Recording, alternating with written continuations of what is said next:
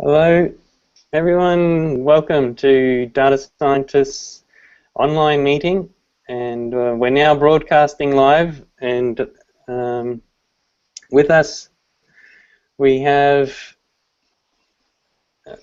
Ibrahim and Shane and Sukant. Thank you. And I think it would be good actually to quickly introduce ourselves if we have the capability. We haven't heard from Sukant, so I don't think he has a mic. But maybe a quick overview of each of us, and I'll start. So my name's Troy Sadowski. I'm the creator and founder of datascientist.net and established data scientist. I've been running as a data scientist since 2008. I feel blessed and lucky that I have found the role since 2008. And for those of you who don't know my story, it goes along the lines of most people's story, where I didn't really know what I wanted to do. I started doing a little bit in biology, a little bit in chemistry, a little bit over in IT. I found computers and thought, I wanted to make a career in computing and programming. So I did in this time some university courses. I've got a degree in science, a degree in IT, and when I finished those degrees, I went and hit the job market. But I still really didn't find anything that was quite suited to what I felt I could do or what I wanted to do. So I shifted out into the consulting side of things. I became a professional consultant, established my own business, and I served this interface between science and IT. And my mission was to actually do that. The mission statement of the company was bridging the gap between science and IT. The company was called Research IT Online. One day I was at a conference doing the typical networking and connecting at a conference. I had a little poster up on the wall about myself and my company, and someone came up to me and asked me what I did, the typical question of what I did. And I said, well, I'm the interface to data and technology for researchers. I sit next to them and help them achieve their goals. I build tools to help them improve their lives. And he said, oh, that's very interesting. And he went to turn away, but decided to come back. And he said, he was an American, and he said in his American voice, back in the States, we got a name for you guys. We call you data scientists. And when he said those words, it was like the heavens had opened up, and I'd finally found something that was meaningful for me as a job, as a career, as a purpose, and a way forward in my life. And it turned out that that was Saeed Chowdhury from Johns Hopkins University, and he was the end keynote speaker at the event. So he had done some work with the National Science Foundation and the National Science Board in the US, and they had the insight and the prediction that this new role was coming. So they wrote some articles about it, and that's how Saeed learnt about it, and that's how I learnt about it. And that was back in 2008, and since that, well, that very day, that very night, I went home. Well, I went to my hotel room because I was staying away. It was down in Melbourne, Australia. I live in Brisbane. So that night I went onto the Wi-Fi, the hotel Wi-Fi, and looked up what is this data science, who's got it, and how can I learn more about it.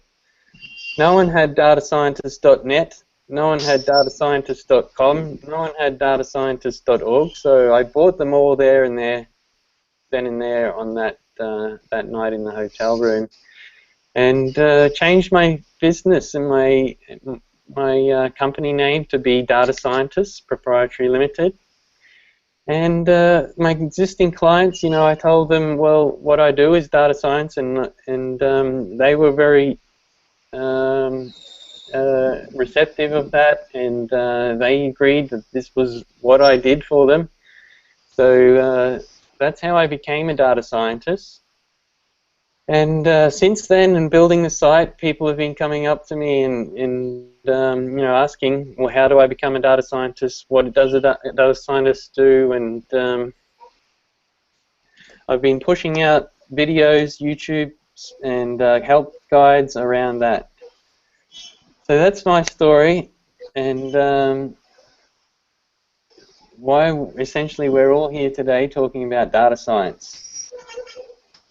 But I could talk a lot longer about data science, but it's one of my passions. But let's go to everyone else. So let's go now to Ibrahim.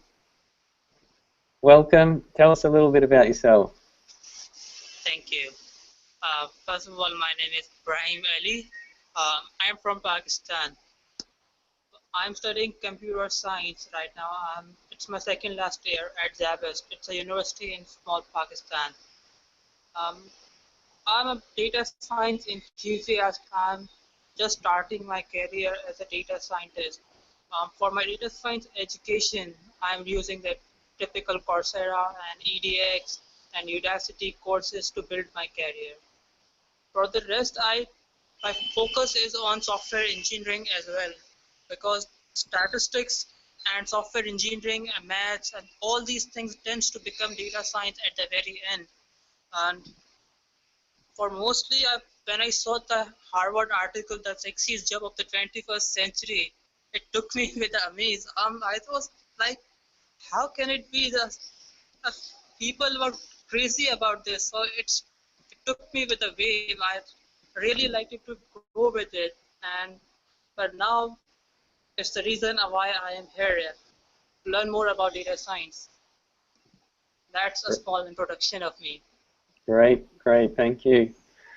Yeah, that was a great article about the new sexiest role for the 21st century, and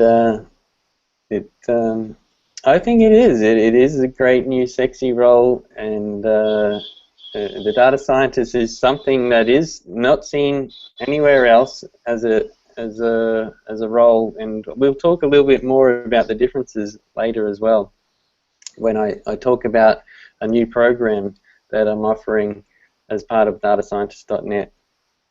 So let's quickly go. Let's see if Sukant has his mic yet. We'll give him one chance to try, or if you don't, Sukant, you could just give us a quick message through the chat saying no mic or something like that. And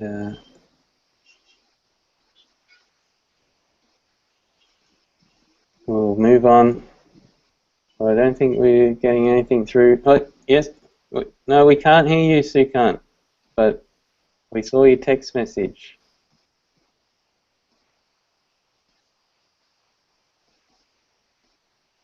He left the call.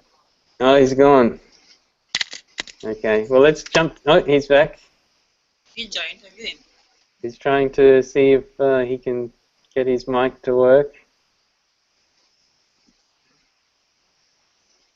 No, still no audio from Sukant, but if you sort it out, just pipe in, Sukant, when you're ready. Let's go to Shane. Shane, I'll give a quick intro. Shane's my brother and has been an active member of Data Scientists Proprietary Limited for a number of years. He has been also a main user of a tool that we'll be talking about in this session as well, the Big Time tool. But Shane, over to you to give a quick intro for yourself.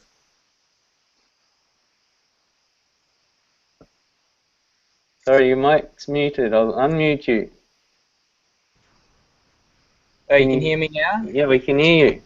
Oh, that's Yeah, good. I can hear. Great. Yeah, so like Troy said, I'm Troy's brother, and I've I've been working with Troy for a while now, and working with data scientists. I think what really excites me about data science is how we've applied it to, I guess, finding greater fulfillment and balance in my life. So, Troy, we've been sort of having regular discussions and meetings about how I could apply it, data science, to my own passions, which is I've done a degree in environmental studies, and now I've started up a business doing vertical gardens, making vertical gardens out of recycled materials. And I think using a lot of the tools that Troy has provided, such as the Big Time tool, has really helped to give me a greater clarity, I guess, as to where my time goes. And I think it's just, yeah, we've used a lot of sort of great tools, data science tools, that have really helped me to find, I guess, really outline what I wanted to do initially, and then taking that into doing vertical gardens and applying that. But yeah, so that's just a little, I guess, background as to how I've applied data science in my life. And yeah, and other than that, just being involved with the business and helping out with a sort of a project management type of role within data science.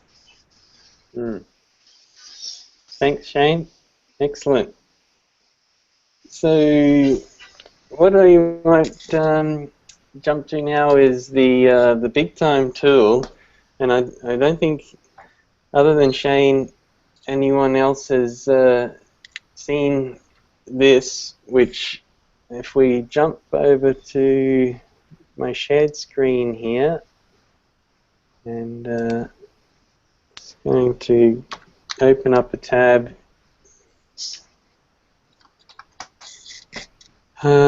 So the tool that Shane was talking about there, or mentioned, is the Data Scientist Big Time tool, which we use as data scientists for becoming more aware of where our time goes. We've got some active members using this tool, and the data behind it we are pushing out to a study that is what we hope to be the world's largest longitudinal cohort study on data scientists. So with this data, we hope to answer questions around what it is that data scientists do, and what makes a data scientist a data scientist. So the tool itself is configured for iPhone or smartphone devices, and you can access it from any internet-enabled device.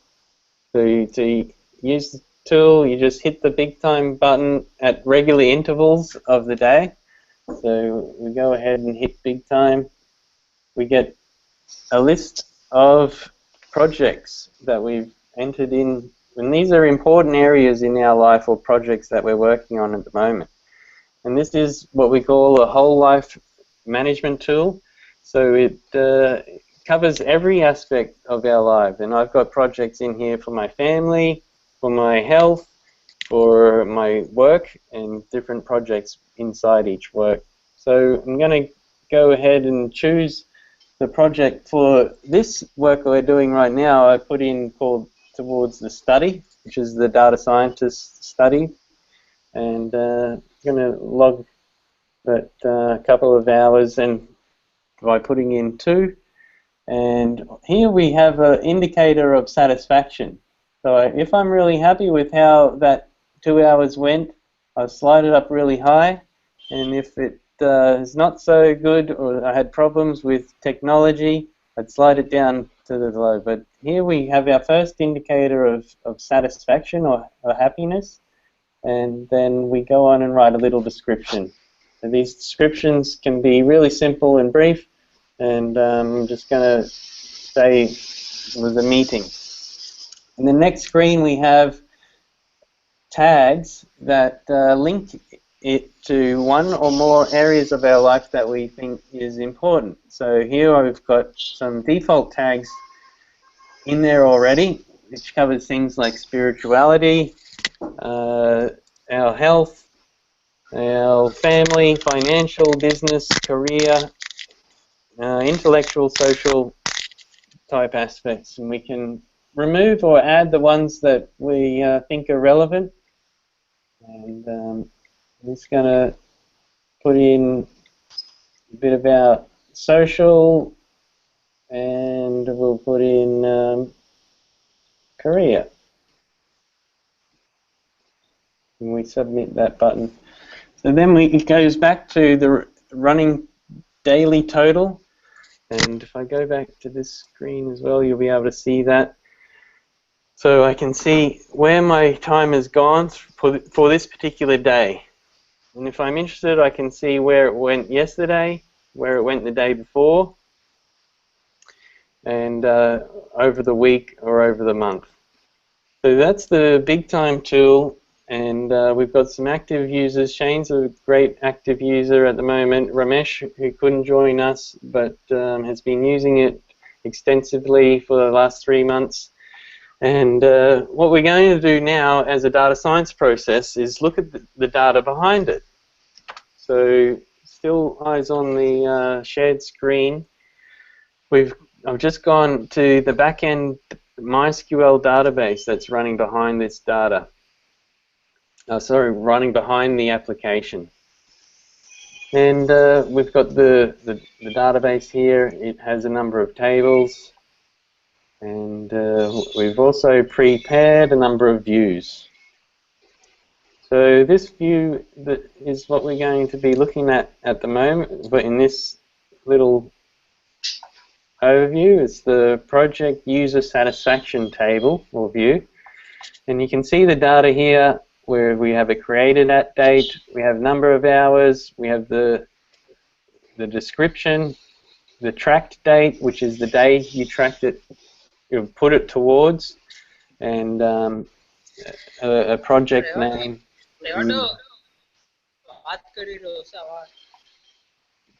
Oh, sorry, it was my dad. Okay.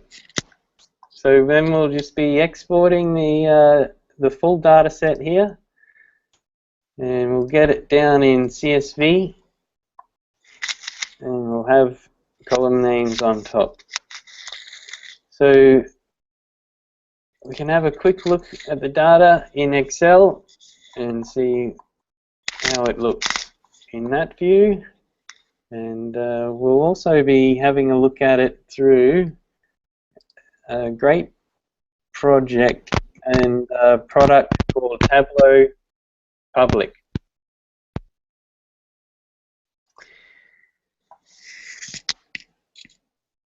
Okay, send error report, that's fine.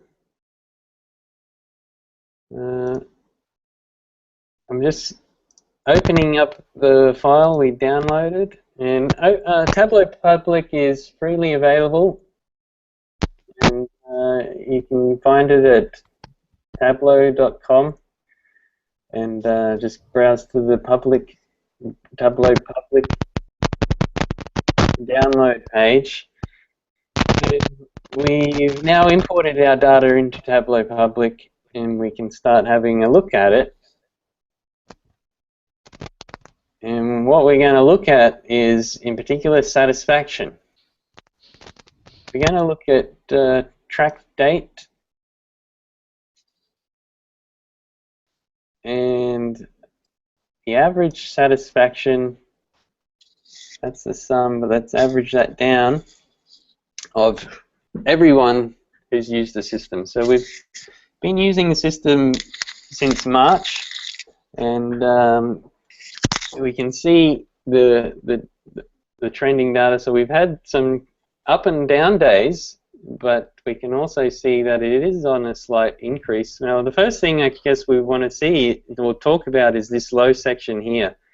This is a prototype still, and at this end of the data, we have some data that's unclean. It was using a different satisfaction rating scores, and what we want to do here in Tableau Public is just get rid of that data by excluding. And it gives us some more clean representative of the data we're looking at. And we actually want to quickly have a trend on this. Let's put on a trend line. And we can see over time, this is quite interesting, our happiness or satisfaction is going up. So that's good news and a good testament to using the app. And we can then start to look at things like, okay, who's been using it? So what I did then, I just dropped the username on the colors, and we got an array of every individual user that's used the app and their overall their average satisfaction per day and the trend lines. That's a bit messy. Let's have a look at. We can see some really strong trends going up here, and Kushal couldn't join us on this, but we can see his data actually is only quite recent, so from June, and he hasn't made that many entries, which is probably contributing to that steep incline. So let's have a look at Ramesh, who also couldn't join us. We can see he's got some interesting curves recently, and it's a pity he couldn't join us on this because we could ask him what's going on in his life. But he's looked like he's hit a little downtime and then really shot up with satisfaction over the last few weeks. Well, that might even be just a few days. So with this visualization tool and the data behind it, we can explore the insights that sit behind our work as a data scientist and how we feel about it. So we can have a look at mine as well before we finish off on this section. So mine's, I started off happy. Yeah, really some happy scores up there, and then it kind of dropped, and then but the trend is still going up. So we're all, I think, in all this whole data set, where there's no negative trends of decline. So that's just one interesting thing, and it sort of encompasses what we're doing as data scientists. We built that tool, we collected the data, and we analyzed it. So there's those three fundamental aspects of data science that I promote as a data scientist, and that's the organization of the data, which sort of resides at that physical level, the packaging of the data, which is the logical layer where we have software applications and transformation of data, and we have the visualization of the data, and this is where the emotional layer is, that we really see that insight, we get that aha moment. So what we want to also do, because I promised it last time that we would have a look at the data in a different application, because we looked at this one in we looked at Tableau last time. So I've got here set up a remote login to my Ubuntu machine, and I've been playing a little with Python, and we've got PyCharm running with the active Python console, and I've imported Pandas, which we'll get the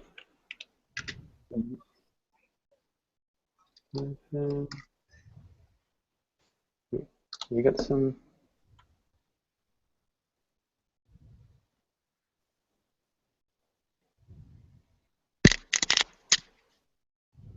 I'm just getting some.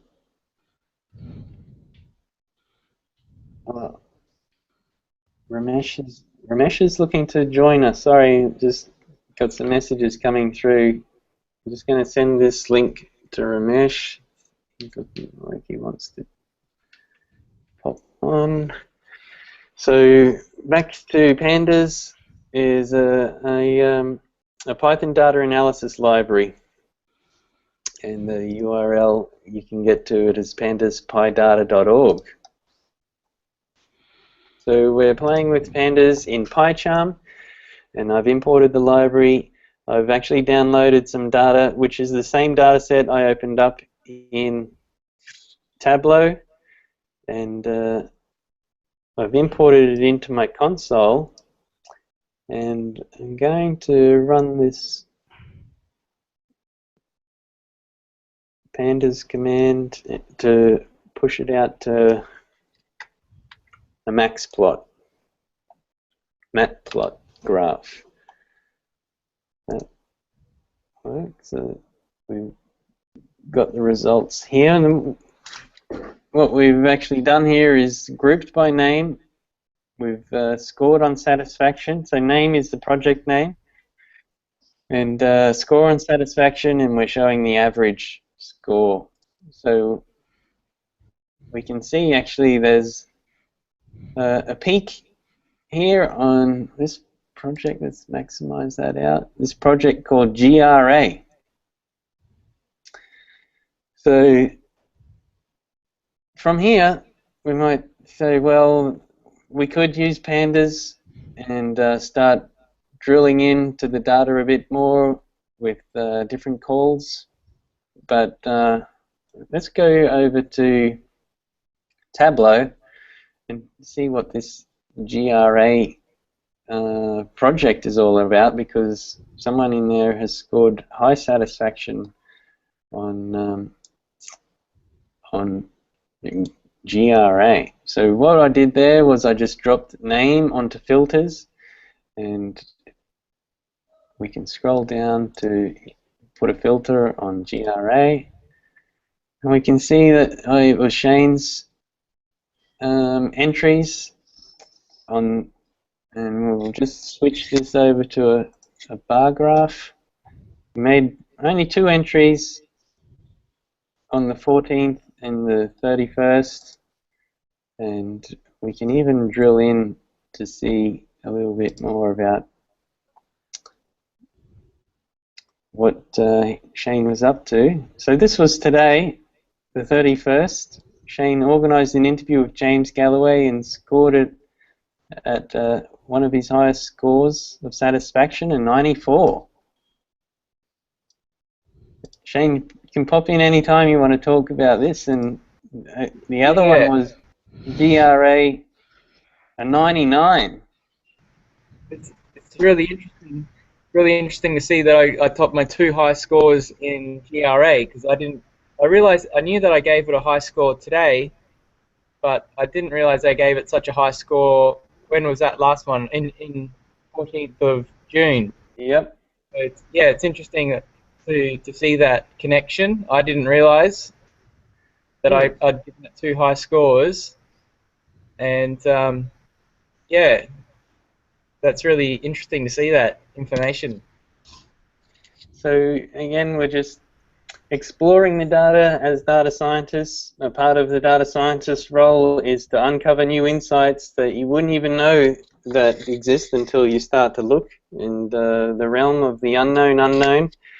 So Shane then can take this information and it will have more meaning for him, and he can act on it however he chooses to act on it from here on. Yes. Yes.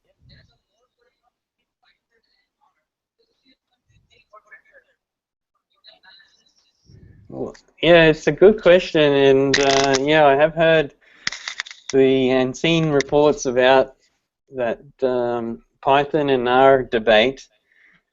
My personal, well, before I get to my personal choice, I should say that as a data scientist, it's really the environment that chooses the tool.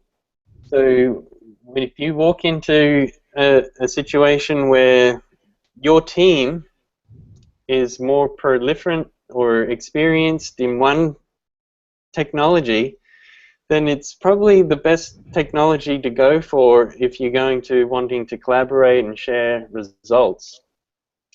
So as we all know, there's different tools out there, and part of the reason why there's different tools out there is because they're built for different purposes. So as a data scientist, I try not to actually be attached to any one tool and to be open-minded about what tools I use when solving a particular problem. And even in R and Pandas, R and Python, there are distinctions in what they're good at and what they're better suited for. So, Troy? yes. Yeah, are you able to hear me? Yes, Sukan, Yeah, I hear yeah. you. Yeah, actually there was some issue, and then I did some, workaround. Ah, So, good. Welcome. well, yeah. So, Troy, I mean, no doubt, I will give if you can permit me, can I give an introduction? Because in the beginning, Please uh, do. yeah, Troy, basically qualification-wise, I'm a master's in computers, and now I have a good experience. I have already worked in some leading product companies and consulting companies, and now currently I'm a freelancer. So normally I have a background, I can say a hardcore background into consulting. So when I was hearing once you were telling me your story, how you were just looking for something meaningful in life. There was a point in my career where I was just going as per the the task which is used to come. I could see that there is something really purposeful in IT which I can do, but at that time probably data science as a term was unknown to this world, and of course I was alien to this term as well. But since I've been working as a quality analyst, test analyst, business analyst, and to be precise, I was more into consulting. So definitely somewhere, the fancy for the numbers, and by looking at it and predicting just like that without having any tool, just based on your intuition. These were some of the points which has set the kind of you can say the initial points, and then I started looking at, as you said, you started searching all over internet. There was nothing called as datascience.net and all this thing. So I had a similar experience, Troy, where I started to see what is there in data science that has caused the attention, and I started, searching all over internet, going to YouTube videos and see what all the experienced people are saying and all that stuff.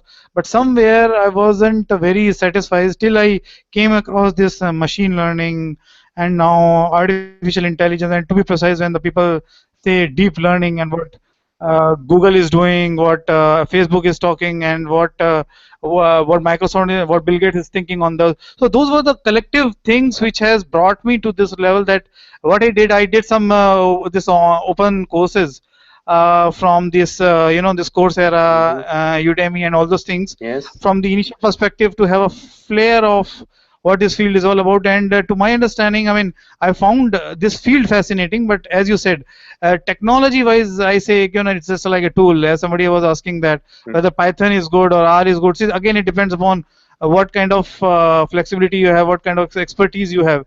So I can say that I have seen more people using R for visualization purpose than Python. That is my experience. I don't say that it is a standard, but again, at the same time, R I have seen a lot of people recommending over Python, but Python again is gaining a lot of momentum.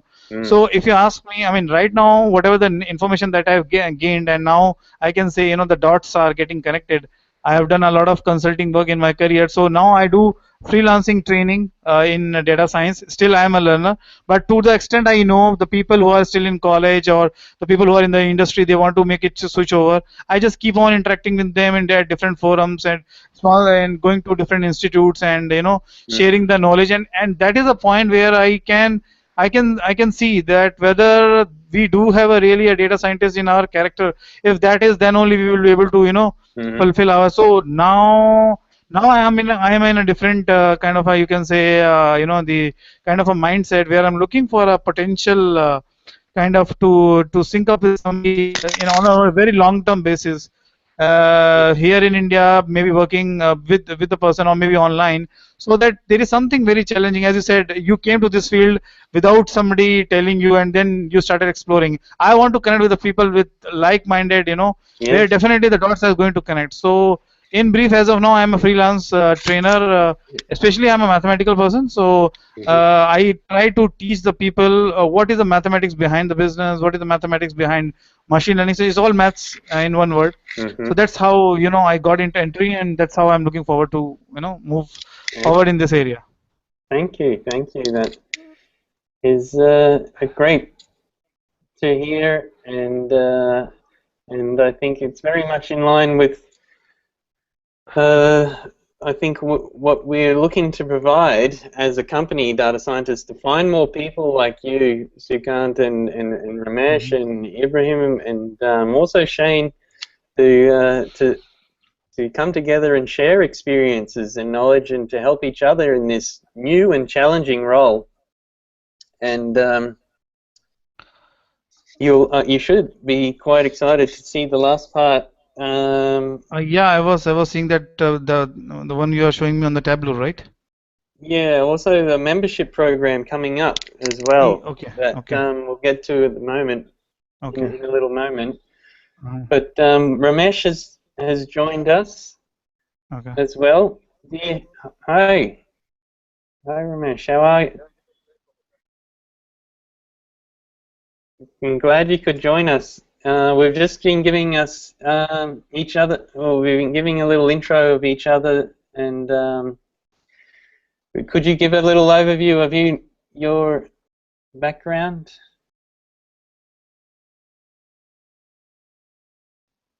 Ramesh? Yeah.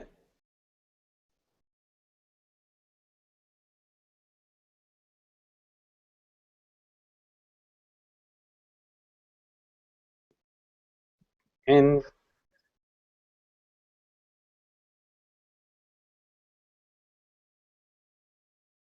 so we've got some questions around.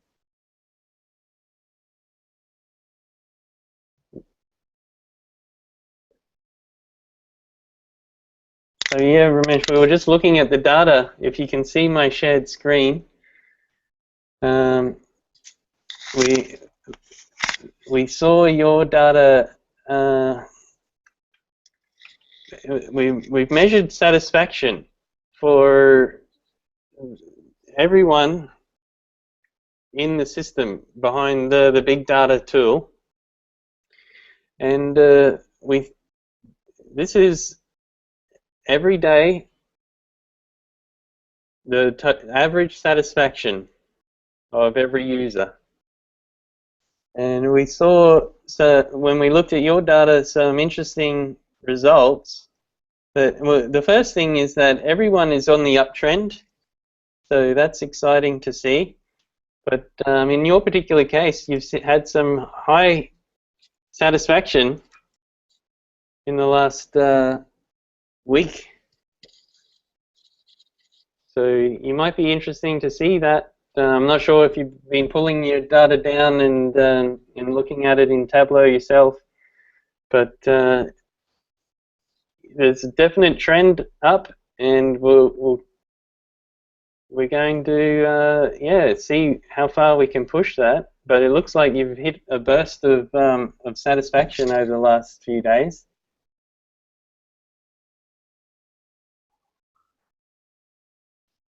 Is that something you would expect, Ramesh?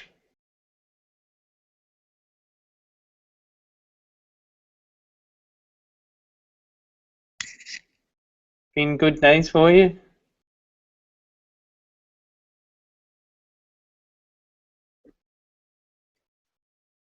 Great.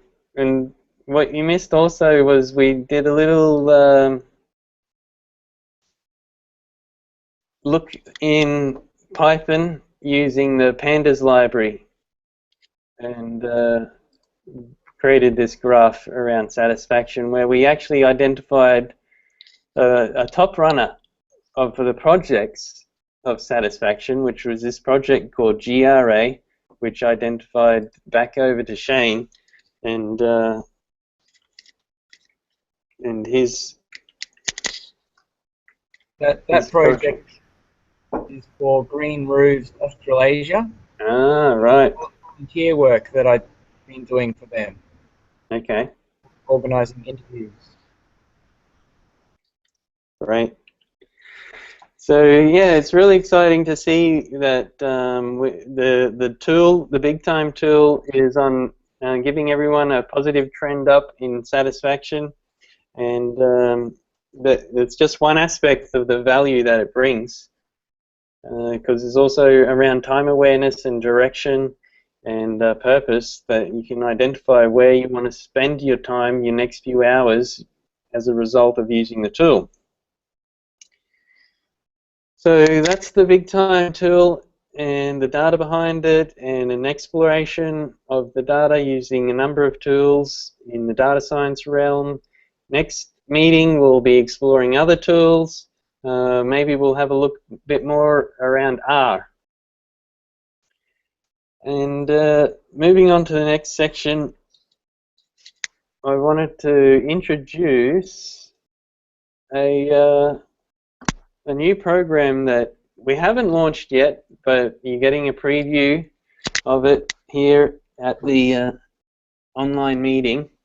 If you have a look at my shared screen, I'll be running through the graphs, sorry, not the graphs, the presentation slides. This is the data scientist.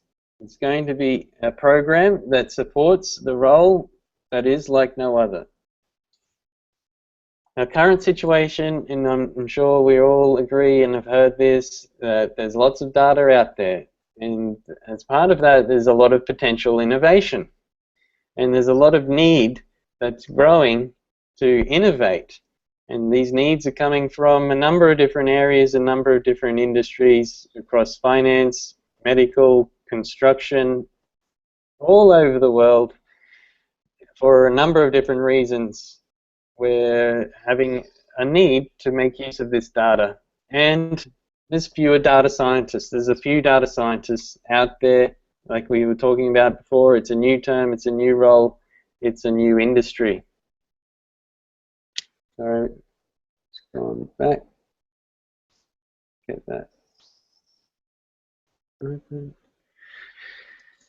Now, a traditional solution to this problem would be, okay, just create more courses in data science, create more recruiters out there, getting them looking for data scientists, have more companies hiring data scientists.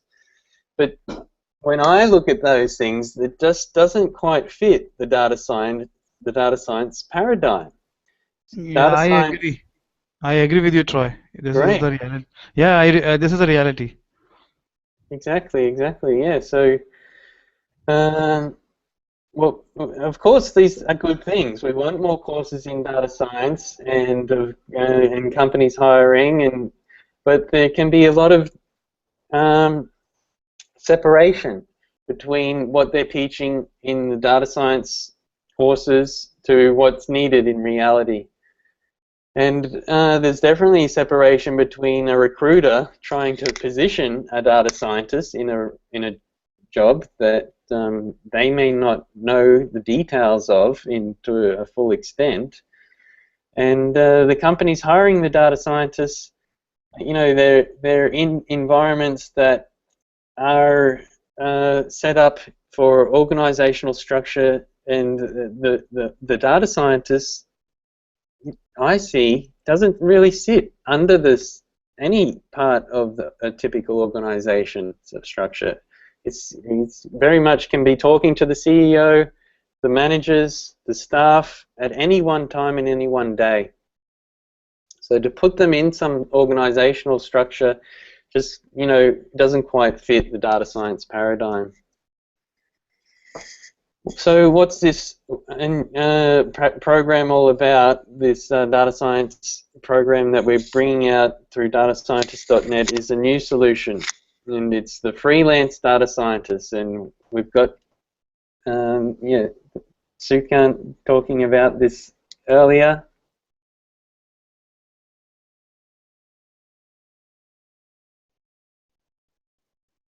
Shane, can you still hear me? Can everyone hear me? Oh, I think I can still hear you. Oh, good, good. Yeah, I can hear you. Yeah. Oh, good. I think we just lost Ibrahim, and then the background noise went, and I thought something went wrong. But okay, we're still good. So the program is to enable more freelancers like Sukant here and myself and anyone who wants to go down that path of a freelance data scientist with a no boss, pursuing your own interests, creating your own hours, and maximizing that external and holistic perspective, which is part of what companies want as from a data scientist. So how does it work? Well, the data scientist program, the freelance data scientist program, it's going to be free to apply at datascientist.net, and then the datascientist.net will provide you with the tools needed to get your name out there and build a trusted client base. So we'll be supporting you as a freelance data scientist to find the areas that you want to work in and find the projects and win the contracts and hit the targets that you set for yourself. So we will provide that established infrastructure.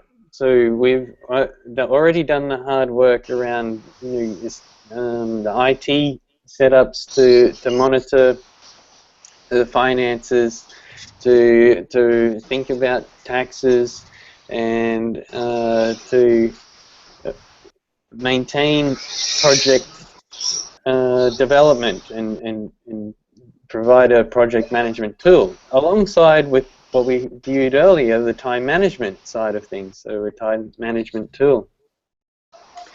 But you will get all that as in the work ethics of a freelance data scientist, and at all times get the guidance and support as needed.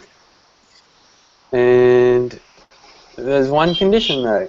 We, as a group, must follow the data scientist code.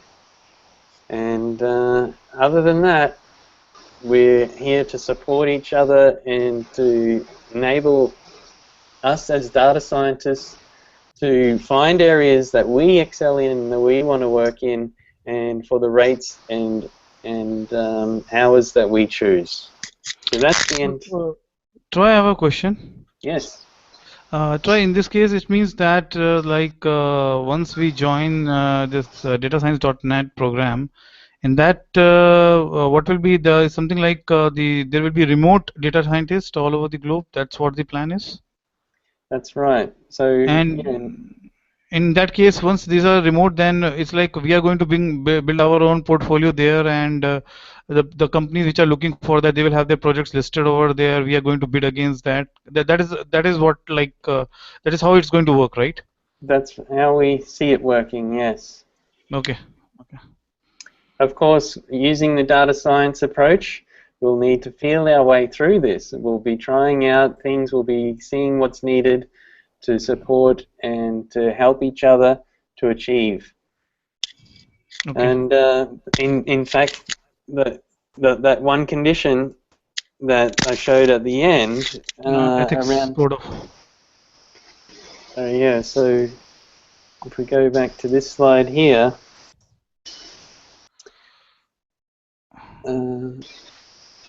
The data scientist code, this is something I see needing to be developed as a group. You know, we've started development on this, and I can show you on this about page on datascientist.net. We've started to write things around the code of ethics. So, and they cover things like being transparent and compliant, serving with excellence, and having a community and collaborative mindset. So these are the things we're starting with. these are the things that will evolve over time. And as I mentioned, we're just in the infancy of announcing this program, and I want to get your feedback as interested data scientists on how I can push it out there and make it better. So, any concerns or comments about the program? No, this looks pretty interesting from what exactly I've been looking forward to in terms of, a platform where we can have like a lot of projects are there, and depending upon my suitability and my flexibility, I can pick up one. So this is going to be a kind of like a different experience for me, because more or less I've been working in a full-time mode. So shifting from that mode to this mode at times, and then when you're working remotely, that too directly from your home and all this stuff, I can. So if I'm correct, like all the tools and everything, I mean the platform would be provided by data sciences, this .NET, and we have to just access it, right? Very simple, right? That's right. Okay. It will need to cater for your situation and for the situation of the future data scientists that decide to join. So we want to enable a minimal change to the way you're currently working, and maybe there'll be data scientists out there who are already happy, and Yeah, yeah. but Happy so question. yeah, and it gives you an opportunity to come and try. There's no locked-in contracts of 12 months or anything like this. Just give it a go and see if it works for you, and give the feedback. So, Troy, in that case, just one specific question. Like I have, everybody knows, this about this Kaggle, the competitions they keeps on organizing, the kind of monetary value they put up, to lure the people to become, or the people who are already the data scientists. They try Yeah. their luck out there. So, looking from that perspective, I mean, I have seen that a lot of people, they do keep on posting their, okay, we are there are the people who are already there in the industry, they have their portfolios, they are charging per hour basis. So looking from that perspective, and when we look this platform, what is your plan, like going henceforward, how this will be pacing up in terms of, because a lot of people are, I mean, it's in freelancing, once you start bidding, if you have a portfolio and if you already work for clients, the clients have the trust, definitely there is going to be a continuous flow of projects. But when you are thinking of starting, and everything starting comes with a lot of hiccups. So looking from that scenario, when we already have so many platforms like Kaggle, and probably there might be something else in other countries and all that. So how do you think this new innovative approach of yours would definitely, I mean, I can take a benefit out of it? So the platform in itself is the basics of running an organization. So it isn't in the terms of a data science arena or anything new, but what the difference is between something like Kaggle is that you, as the data scientist, choose what you want to work on. You choose and go for the companies that you want to work for. So empowering the data scientists to really come in and identify what is it that they're good at and want to further excel in as a data scientist. So as opposed to the Kaggle model where people have a project and they're the sets of projects that you need to choose. We shift that around so that the data scientists can really drive their own future and expertise to establish expertise in the area that they want to do it.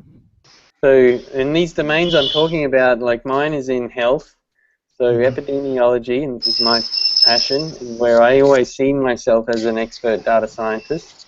Someone else might be in finance, someone else might be in construction, someone else might be in any number or avenues of those industries itself. So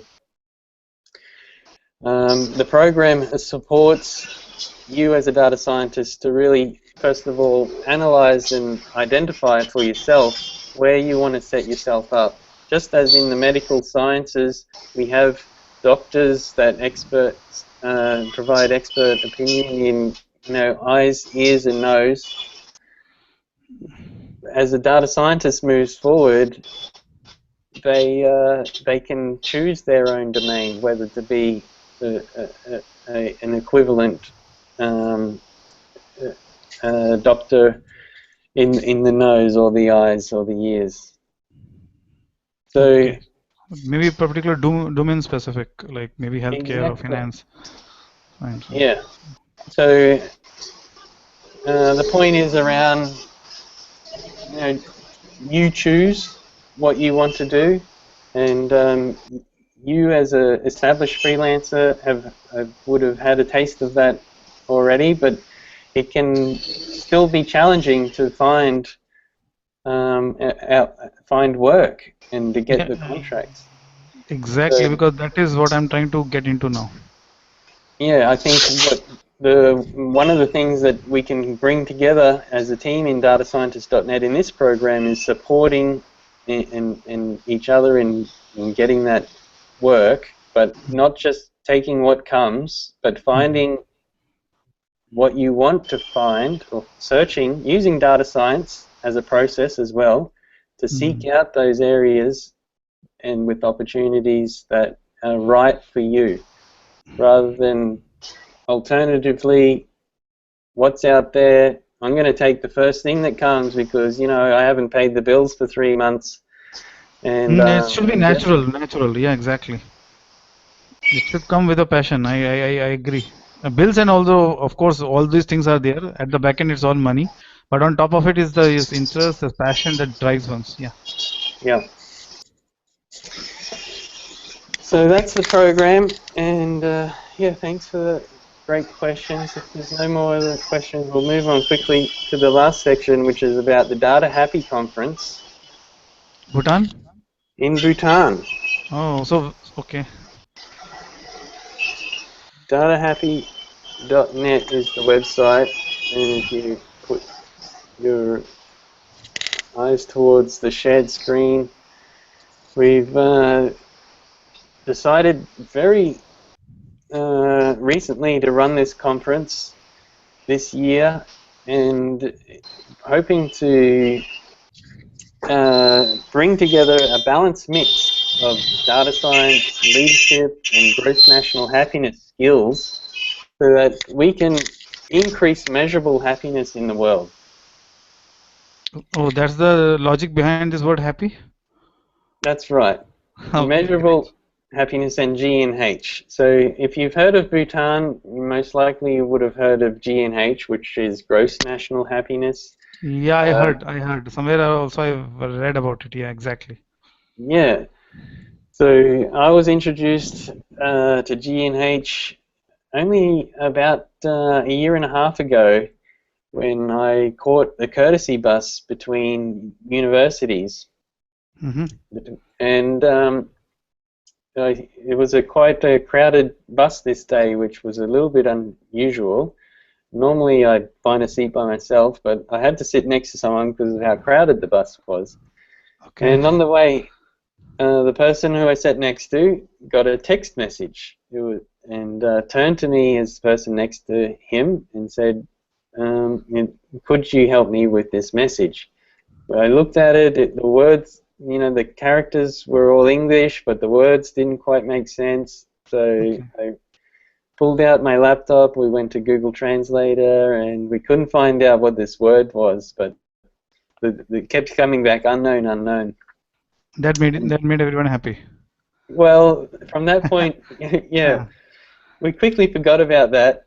But the person I was sitting next to was Sonam Toggi, who is a Bhutanese studying at QUT, doing his PhD around gross national happiness, and he told me this, and I was so inspired to hear about a nation that was taking on this feat of a new national indicator that was more holistic than GDP.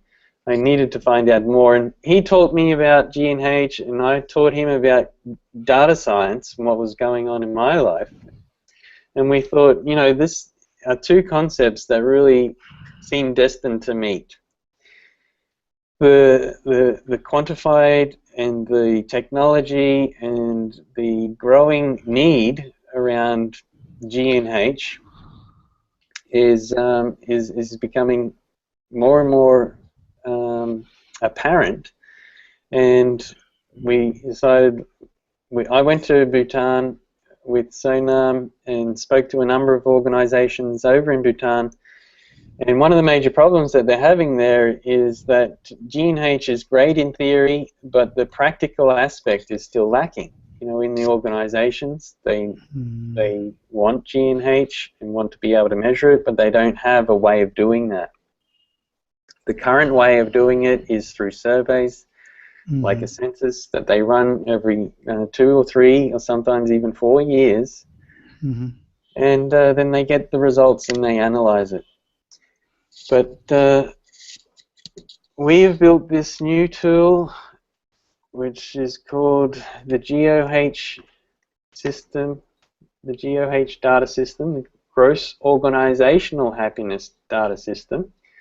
So instead of national, we're looking at the organizational level, and hoping to introduce this tool into companies in Bhutan to start with. So similar to the big time tool that I demoed before, this runs on any mobile device and has a simple one button. You hit the button which is Inform, and you can choose one or more of the indicators. Now these are the gross national happiness indicators, and in the condensed form. So if someone was wanting to log around life satisfaction, they'd choose that indicator and slide it up. They'd if they went for a run, they might include that it was a healthy day, and they you know, might put a little note of and log of what they did. Went for a 5K run and decided it was time to log an entry around that. So what we're doing here is increasing accessibility to the framework by anyone with internet connectivity, and it's now growing in Bhutan as it is across all the world. They can indicate a level of happiness on the indicators that they choose and are presented with an overall graph of their happiness broken down by the indicators. So at the conference, we'll be talking about ways in which we can innovate new solutions around gross national happiness, just like we've done with this tool. This is just an example and a very quick, small prototype, but we hope to develop it and come together as leaders in data science, leaders in gross national happiness, to work out how we can, at a global level, build a universally accessible system and real-time system around global well-being.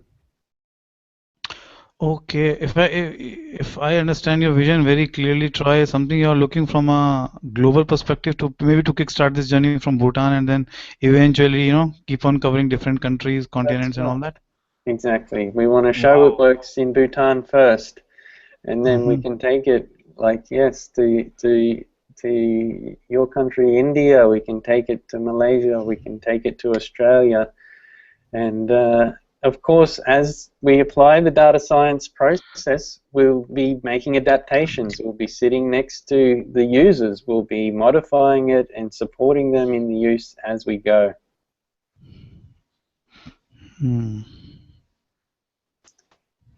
So I think we covered all the agenda items there. That's the Data Science Data Happy Conference. And if you know people who want to come, please promote it in your own circles.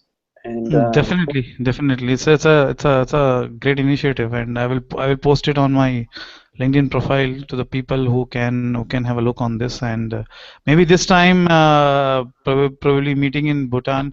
So I know India is definitely a very big market in Asia as far as growing opportunities, and definitely I think we are going to meet in person as well.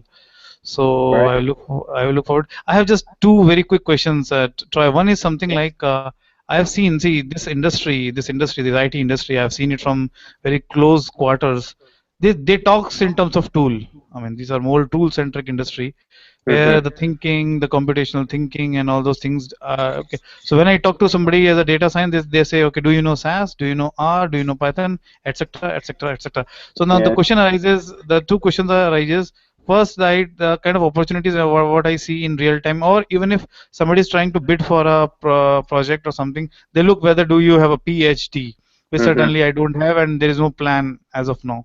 Mm-hmm. The other question is, which technical skill set do you think every data scientist by default should know in order to kickstart the journey? I know it's a big world, it's a full of tools, and no particular tool still Mm-hmm. you can be suggested. But just to give one somebody to kickstart like me, it's Mm-hmm. like I have to have a command on R, or it's something like Python, etc. So just Mm-hmm. your wisdom about PhD and about the tool I would like to have. Yes. So my advice on that is that as you mentioned, and we spoke of earlier in the call, that there'll be different tools suited for different purposes. But however, we need tools in our belt as data scientists, and it's important to be able to know you can use one or more tool to its fullest capacity. And myself, I have a number of tools that I've worked with over time, which are my default tools that I'd fall back on if the choice was up to me. Sometimes the choice isn't up to me, and I need to use the new tool that is more accurate and defined for the purpose.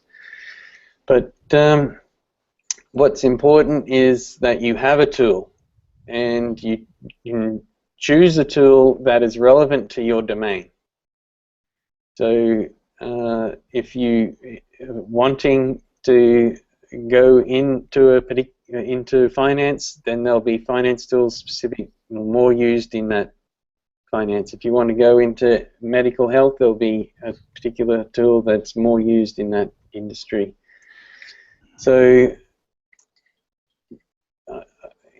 I don't have a particular tool that I say is important, but there is something that I say is essential as a data scientist, and that is the ability to program.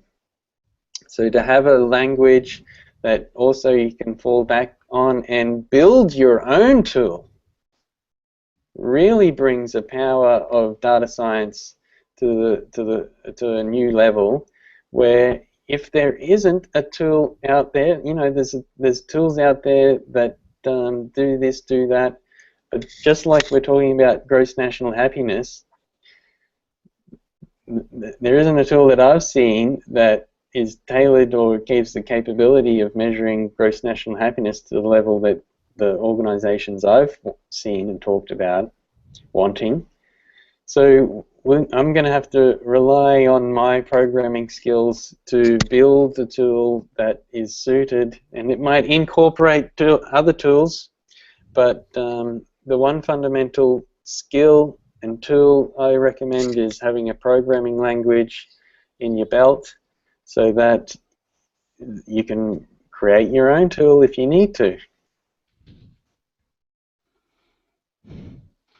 And regarding the PhD, so because data scientists are expected to have a PhD from some good Ivy League or something like that, and I didn't thought 10 years back when I left my college that PhD would be a requirement, but I don't think PhD is that important. But still, I appreciate the people that do have. So how to place yourself with in as against to those people who have the PhD and who already have an upper edge in the market?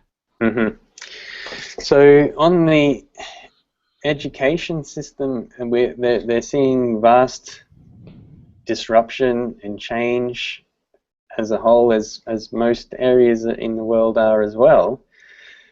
due to the openness and connectivity of it.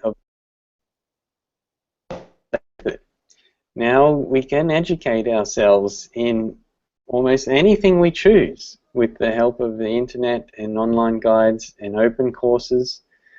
So there are still industries and companies that are saying, you know, you need a PhD.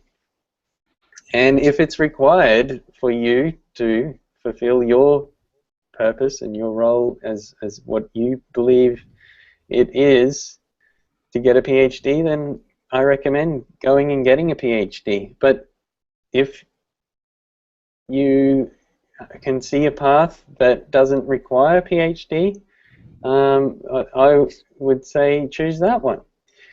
Because what we were seeing, what I'm seeing in the world is that education is ongoing. And one of the fundamentals of data science and the datascientist.net is this learning to love to learn. So a lifelong learning approach. And that allows me to, I don't have a PhD. I may get a PhD one day. I promote that you don't need a PhD to be a data scientist. And I know and understand and I hear what you're saying, that there are people that expect that. But I think they're wrong. I think you just need to be good at what you do. And if you're good at what you do, people will recognize that. And as I mentioned, the world is becoming a different place around education as a whole. And it's more, I see, coming down to what you can do than what letters you have in the front of your name. Why I asked this question, because for the last couple of years, the kind of market I have seen here in India and the kind of recruiters I have already worked, I have rather spoken to and all these things, I have seen that there, rather than the PhD has become a kind of a, you know, filter criteria. And see, what I say is, I mean, I say maybe the person may have more wisdom or more insights, but at the end, how the question is, how does a PhD with associated with one person can decide, okay, that person is good data scientist or the other one is not. So I just thought of sharing this, you know, with you. So probably you can add a couple of points on that. So that's how this question came. Thank you. Yeah, yes. I think it's a valid point and it's a valid thing that's happening in the world. My attempt to solve it is that program, the datascientist.net freelance program, where it will be driven around the results and the skills you have and the area you want to pursue more than the PhDs, and that filter that comes in when we talk about jobs, when we talk about recruiting agents, and we talk about the competitiveness that comes with that industry of trying to put someone in a place that not everyone has the full picture of. So my attempted solution to that problem and many more is this new role of a freelance data scientist that has the support of an organization, but gives the freedom of the freelancer to choose what they do and drive their own market to in their door.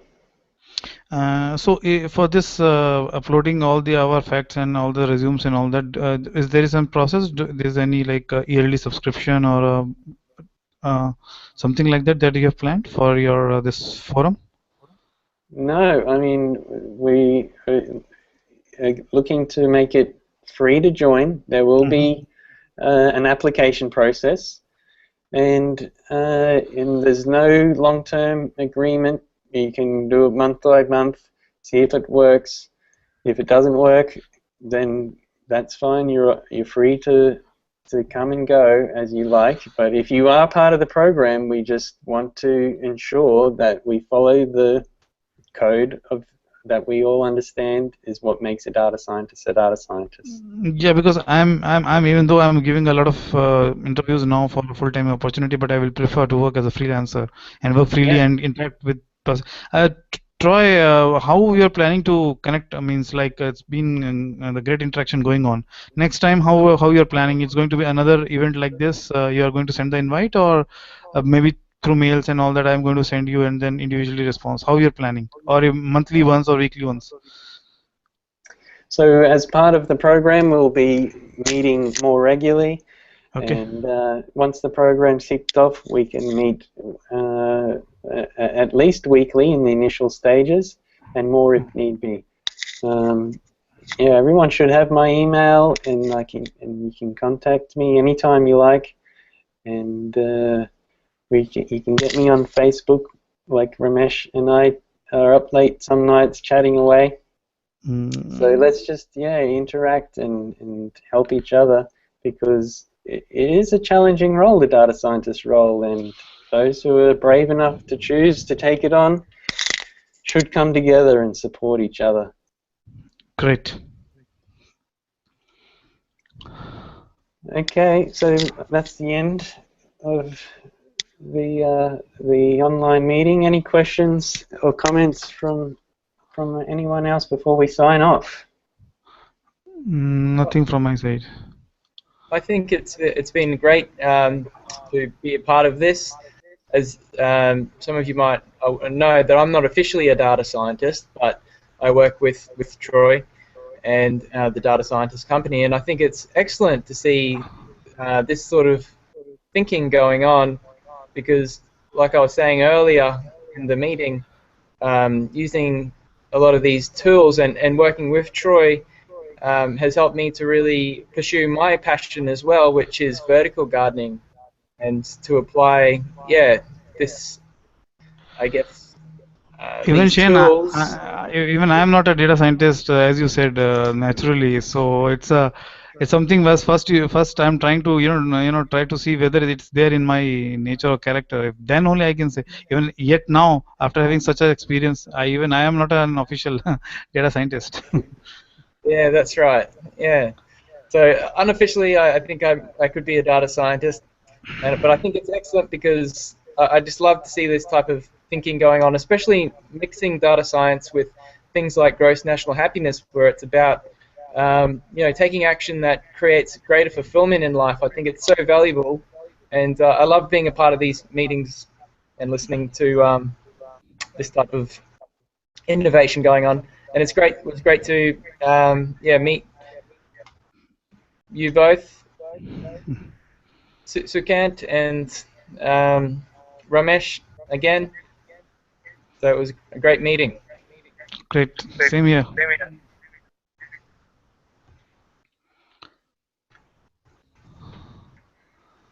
Okay, so anything from Ramesh before we go? Yes.